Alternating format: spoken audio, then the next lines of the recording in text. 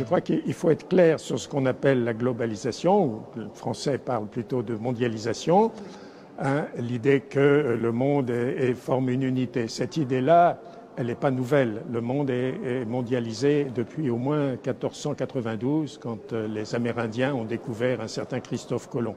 Alors qu'est-ce qui est nouveau? Qu'est-ce qu'il y a derrière cette parole? En fait, c'est le contraire. Ce n'est pas la mondialisation des marchés, c'est la marchandisation du monde. Et ça se produit plus ou moins après la chute du mur de Berlin. C'est à ce moment-là qu'on parle de globalisation, parce qu'il n'y a plus de cloisonnement entre un premier monde, un deuxième monde, un troisième monde. Il y a un marché unique avec une pensée unique. C'est le triomphe de la contre-révolution ultralibérale.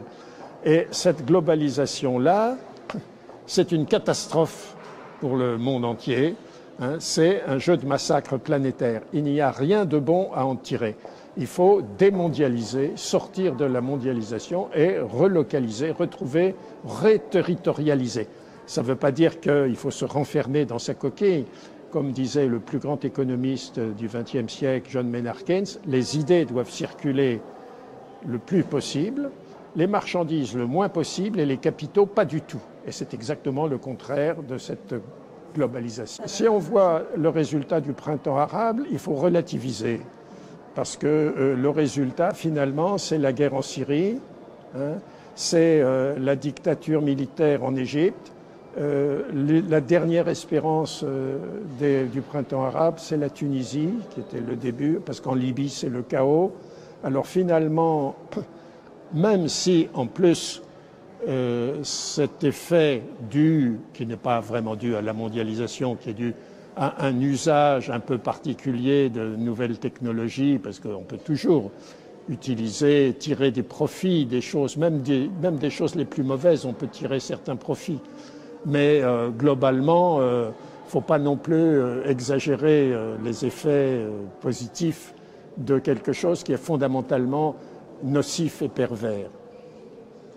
Lei parla della necessità dell'universalismo plurale, quindi del dialogo tra culture. Com'è possibile favorire questo dialogo? Alors, en fait, je ne parle pas vraiment d'univers. On m'a dit, on me prête universalisme pluriel.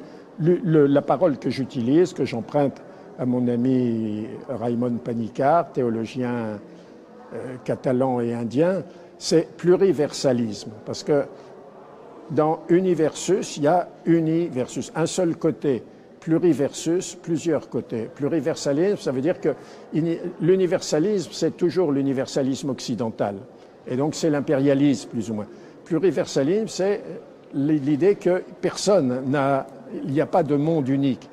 Il y a un monde qui est en dialogue à travers la diversité, mais jamais unifié. Et c'est cette diversité qu'il faut maintenir, qui est importante et qui est détruite par la mondialisation, entre autres. Lei parla di demondializzazione portata avanti dagli europei. Questo non è sempre un continuare l'influenza da parte dell'Occidente sul resto del mondo?